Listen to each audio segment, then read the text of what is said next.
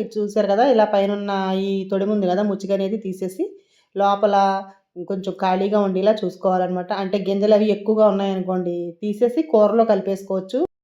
Hi అండి, నమస్తే. Welcome back to our channel Ganasri recipes. మంచి టేస్టీ క్యాప్సికమ్ కర్రీ అండి. చాలా బాగుంటుంది. ఇలా తయారు చేసి చూడండి, చాలా ఇష్టంగా తింటారు. కొత్త రెసిపీ అయితే ఇవాళ నేను మీ ముందుకు తీసుకొచ్చేసాను.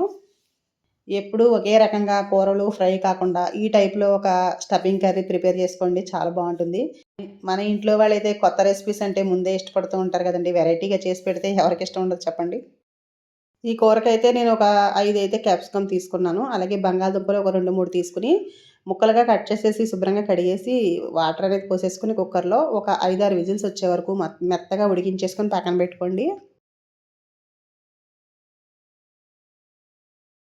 ఈలాగా క్యాప్సికమ్ అయితే కట్ చేస్తున్నాననమాట. ఇది చూసారు కదా, ఇలా పైనున్న ఈ తొడిమ ఉంది కదా, ముచ్చిగనేది తీసేసి లోపల కొంచెం ఖాళీగా ఉండేలా చూసుకోవాలనమాట. అంటే గింజలవి ఎక్కువగా ఉన్నాయనుకోండి, తీసేసి కూరలో కలిపేసుకోవచ్చు. అలా లేదంటే మీరైతే ఎక్కువ గింజలేం తీయను, ఇలాగే వేసేస్తాను. ఇందులో ఏంటంటే లక్కీగా ఇలా మామూలుగా ఖాళీగా ఉన్నాయి.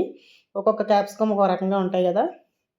ఇలా అయితే నేను 2 భాగాలుగా కట్ చేశాననమాట. ఒక గిన్నెల్లాగా అనమాట. ఇందులో మనం స్టఫ్ చేసుకుని కర్రీ చేసుకుంటే చాలా బాగుంటుంది. ఎప్పటినుంచో చేద్దాం అనుకుంటున్నాను.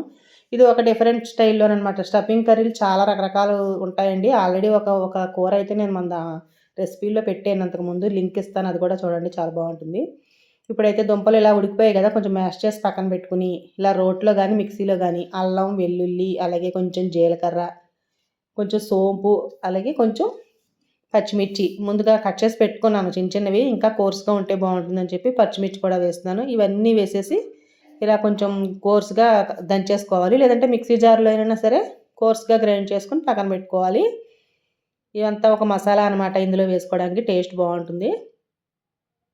చూసారు కదా, రెడీ అయిపోయింది, పక్కన పెట్టుకున్నాను. ఇప్పుడు స్టవ్ ఆన్ చేసి కడాయి పెట్టుకుని ముందు స్టఫింగ్ కావాల్సిన కూర అయితే రెడీ చేసుకుందాము. కొంచెం ఆయిల్ వేసేసి అందులోకి ఈ అల్లం, వెల్లుల్లి, మిర్చి మసాలా ఉంది కదా, ఇదంతా వేసేసి ఒకసారి అలా ఫ్రై చేసుకోవాలి.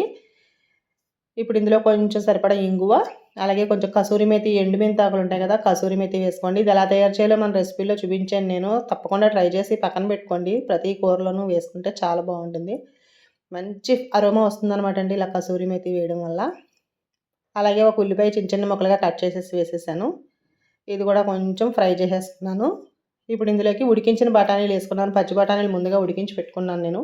అలాగే ఒక టమాటా కూడా చిన్న ముక్కలుగా వేసేసి ఇదంతా ఒక్కసారి 1 లేక 2 నిమిషాలు ఇలా ఫ్రై చేసేసుకుంటే దగ్గర పడిపోతుంది.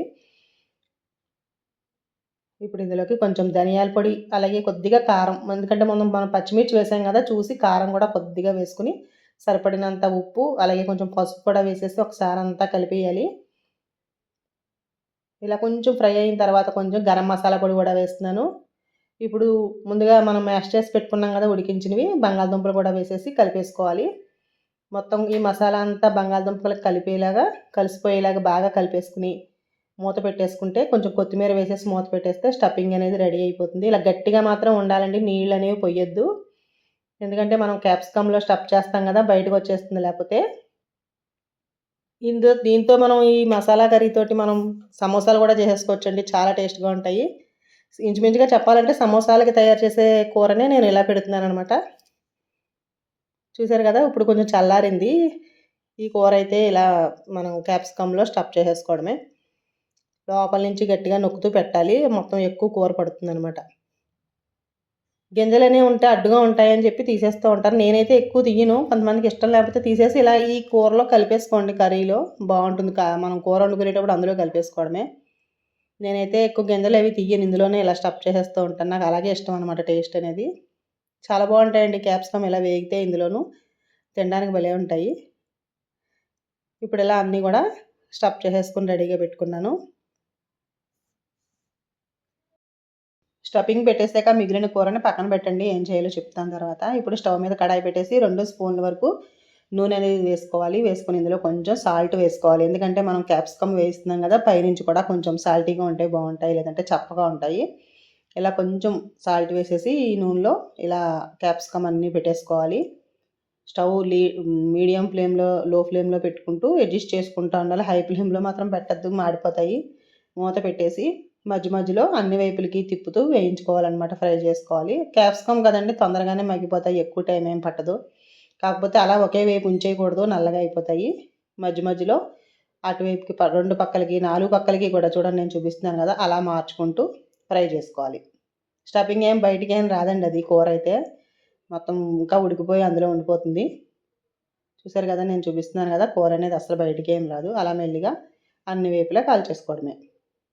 అవసరమైతే కొంచెం ఇంకో కొద్దిగా ఆయిల్ వేసుకోండి. ఆయిల్ అయితే 2 స్పూన్లు వేసాను నేను, సరిపోయింది నాకైతే. అంతేనండి, ఇలా మూత పెట్టేసి ఫ్రై చేసుకోవాలి. ఇప్పుడు మిగిలిన కూరలో ఇందులో కొంచెం నిమ్మరసం కలిపేసుకుని మామూలుగా మనం కర్రీలా నంచుకోవచ్చు. లేదంటే ఏమైనా సమోసాలు, వడలు ఏమైనా కావాలంటే కూడా వేసుకోవచ్చు శనగపిండిలో ముంచి. లేదంటే అలా కూర కూడా మనం రోటీ చపాతీల్లోకి తినచ్చు, అన్నంలోకి కూడా చాలా బాగుంటుంది. ఇప్పుడైతే ఆల్మోస్ట్ ఇవి ఫ్రై అయిపోయాయి. మంచి ఫ్లేవర్ వస్తుందండి, క్యాప్సికమ్ వేగుతుంటే భలే ఉంటుంది. ఎప్పుడు కూడా మనం క్యాప్సికమ్ ముక్కల్లా కోసేసి కూరలో వేసేస్తూ ఉంటాము, కానీ ఇలా ఇలా చేసుకొని చూడండి, చాలా బాగుంటుంది. ఇలాంటి స్టఫింగ్ కర్రీలు క్యాప్సికమ్తో చాలా రకరకాలు ఉన్నాయి. గ్రేవీ వేసి కూడా చేసుకోవచ్చు. అది మరొకసారి వీడియోలో నేను ఇంకొకసారి చూపిస్తాను ఎప్పుడైనా. ఆల్మోస్ట్ ఫ్రై అయిపోయాయి. ఇలా ఒకసారి స్పూన్తో కానీ చాక్తో కానీ చూస్తే మెత్తగా అనిపిస్తాయి అనమాట, ఫ్రై అయిపోయినట్టే. స్టవ్ అయితే ఆఫ్ చేసేసుకోవచ్చు. ఇప్పుడు ఇవన్నీ కూడా నేను ఒక ప్లేట్లోకి తీసేసుకుంటున్నాను.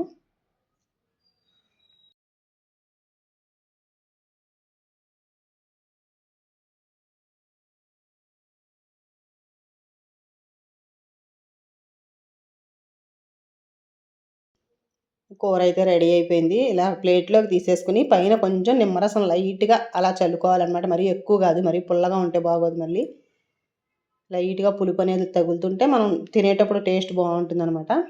అంతేనండి, టేస్టీగా స్టఫ్డ్ క్యాప్సికమ్ అయితే రెడీ అయిపోయాయి. నచ్చితే మరి తప్పకుండా ట్రై చేయండి. పిల్లలు పెద్దవాళ్ళు కూడా ఇష్టంగా తింటారు.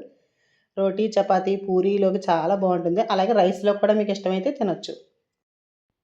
మీకు కూడా ఈ రెసిపీ నచ్చిందని అనుకుంటున్నాను నేనైతే. తప్పకుండా ట్రై చేయండి. నచ్చిందంటే చూస్తే తెలియదు కదండీ, ఒకసారి మనం ట్రై చేయాలి, వండుకుంటే తెలుస్తుంది. తప్పకుండా ఒకసారి ఇలా చేసి చూడండి, ఎలా వచ్చిందో నాకు కామెంట్ చేయండి. అలాగే నా వీడియోకి అయితే ఒక లైక్ చేయండి. ఫస్ట్ టైం నా ఛానల్ చూసే వాళ్ళైతే సబ్స్క్రైబ్ చేసుకోండి. మరొక వీడియోతోటి మళ్ళీ కలుద్దాం. అంతవరకు చూస్తూ ఉండండి Ganasri recipes. Thank you for watching.